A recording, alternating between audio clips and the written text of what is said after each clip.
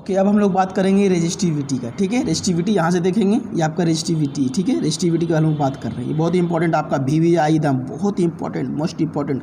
Exam में दम आता ही आता है, नहीं आएगा ऐसा कोई हो नहीं सकता। ये क्वेश्चन आपका रेजिस्टिविटी। ठीक है, इसमें क्या कहता है समझिएगा कि रेजिस्टिविटी देखिए ठीक उल्टा है किसका, कंडक्टिविटी का। हम कह सकते हैं कि resistivity is the reciprocal of conductivity. आप ये भी बोल सकते हैं, बिल्कुल सही है, कोई नहीं काटेगा, किसी की औकात नहीं है जो इस बात को काट दे आपको, है ना। तो ये जो आपका है रेजिस्टिविटी जो होती है वो रेसिप्रोकल है, जस्ट उल्टा है किसका, कनेक्टिविटी का।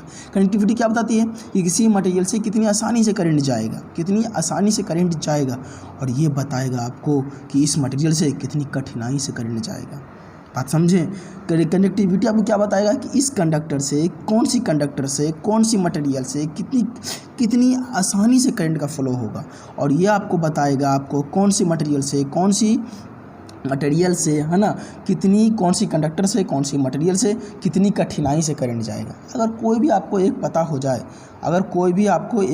जाए, चाहे वो कि कोई भी अगर आपको एक पता हो जाए, चाहे वो रेजिस्टिविटी पता हो जाए, चाहे वो कनेक्टिविटी। अगर आपको रेजिस्टिविटी पता है तो आप कनेक्टिविटी निकाल सकते हैं, अगर आपको कनेक्टिविटी पता है तो आप रेजिस्टिविटी निकाल सकते हैं। बिल्कुल आसान तरीका है ना। तो यहाँ से हमारा है, it is defined as that property of a conductor, by which we can decide how much difficulty कितनी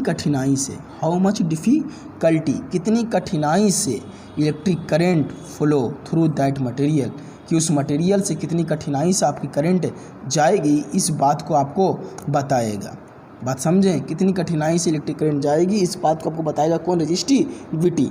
आई होप कि आपको समझ में आ गया होगा कि ये बताएगा कितनी आसानी से जाएगा कंडक्टिविटी, और रेजिस्टिविटी आपको बताएगा कितनी कठिनाई से जाएगा। जस्ट इसका अपोजिट है ये आपका, है ना।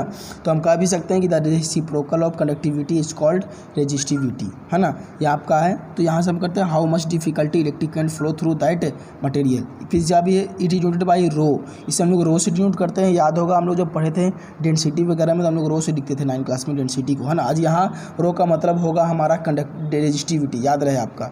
इस लिखेंगे हम लोग, it is denoted by rho. ठीक है, it does not depends upon shape and size of the conductor, है ना। दूसरा बात ये कि ये शेप और साइज पे डिपेंड नहीं करेगा। ठीक, उसी तरह जैसे ये है आपका, जो कनेक्टिविटी का उल्टा ही है। तो जब कनेक्टिविटी डिपेंड नहीं करेगा तो रेजिस्टिविटी भी आपका डिपेंड नहीं करेगा, ये शेप और साइज पे डिपेंड आपका नहीं करेगा। ठीक है, ये बात याद रहे आपको, ये जो आपका है ये आपका शेप और साइज पे डिपेंड नहीं करेगा। It does not depends upon shape and size of the conductor.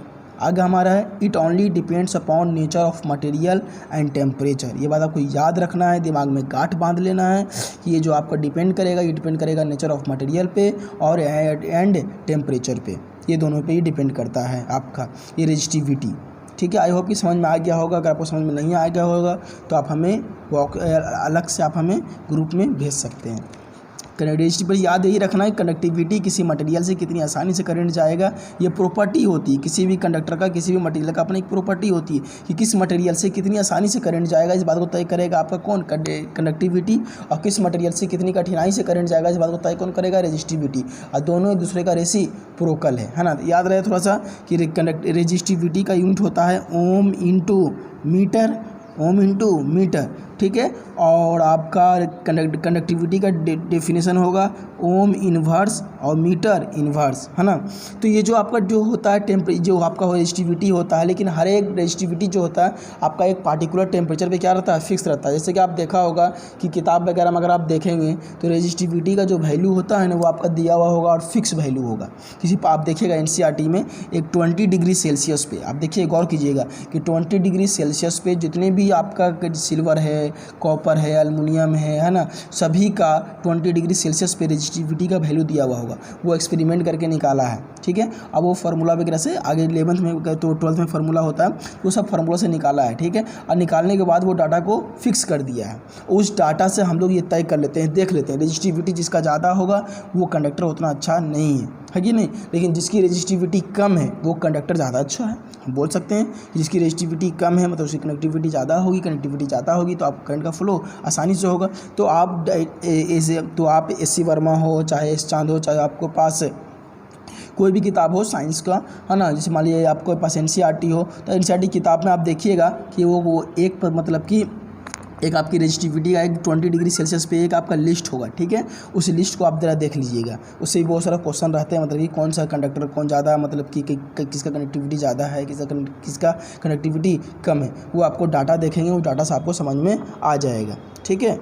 अब इसके बाद हम लोग बात करेंगे, अब वो वैल्यू फिक्स होती है, वो वैल्यू कभी चेंज नहीं होती है। एक पार्टिकुलर टेम्परेचर चेंज होगा तो रेजिस्टिविटी चेंज हो जाएगी, लेकिन जब टेम्परेचर चेंज नहीं होगा तो वो वैल्यू भी चेंज नहीं होगी, ठीक है। अब हम लोग बात कर रहे हैं कंडक्टेंस, समझिएगा conductance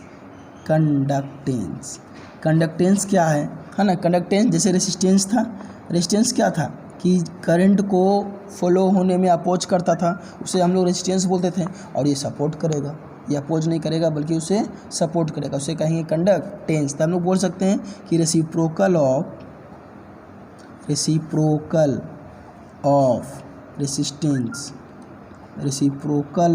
resistance is called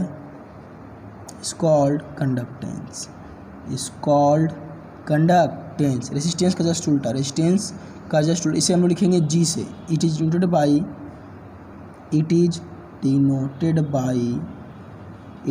by capital G, ठीक है। तो कैपिटल G बराबर हो जाएगा 1/R।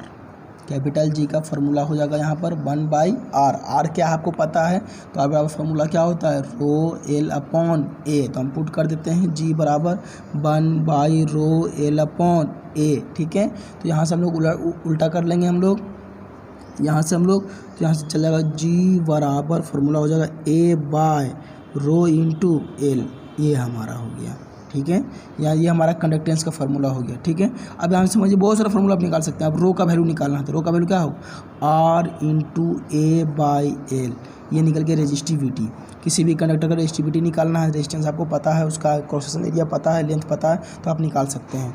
ये हो गया फार्मूला आपका। फिर आपको निकालना है कंडक्टिविटी, ठीक है। तो कंडक्टिविटी का फार्मूला क्या होता है, सिग्मा से बराबर 1/ρ, ठीक है। तो 1/ρ पुट कर दीजिए, 1/R×A/L। एल कहाँ से लगा, ऊपर, तो सिग्मा बराबर फार्मूला हो गया आपका L/R×A।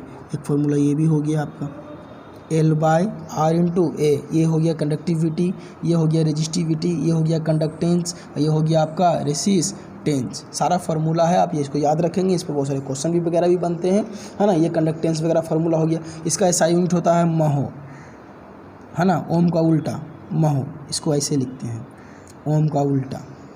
इसका SI यूनिट महो होता है, ठीक है। इसको हम लोग महो लिखते हैं, ऐसे लिखें चाहे आप ऐसे लिखें सिंबल के माध्यम से। और इसका SI यूनिट हो गया आपका ओम, इसका SI unit ohm into metre, इसका SI यूनिट हो गया आपका ओम इंटू मीटर। और इसका SI यूनिट हो गया महो, महो मतलब कि ओम इन्वर्स और मीटर इन्वर्स, ठीक है। या हम लिख सकते हैं हम लोग महो और मीटर इन्वर्स, इसका SI यूनिट। सभी का SI यूनिट याद रखेंगे, SI यूनिट से आपको काफ़ी क्वेश्चन रहते हैं। कंडक्टेंस हो गया आपका, याद रखेंगे इसको।